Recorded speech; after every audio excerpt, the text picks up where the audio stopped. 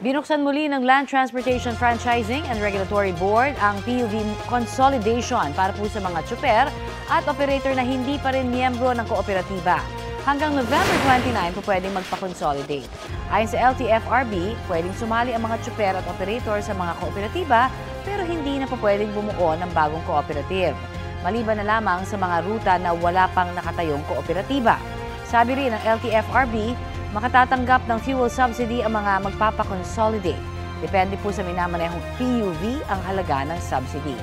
Ang pagpapakonsolidate ay bahagi ng Public Transport Modernization Program na dating tinawag na PUV Modernization Program.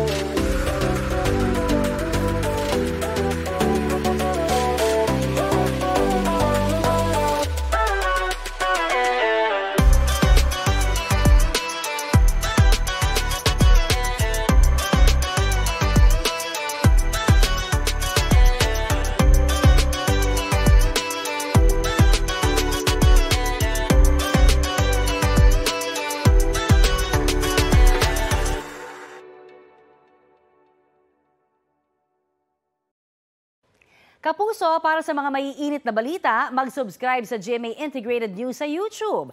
Sa mga kapuso naman abroad, subaybayan nyo kami sa GMA Pinoy TV at sa www.gmanews.tv.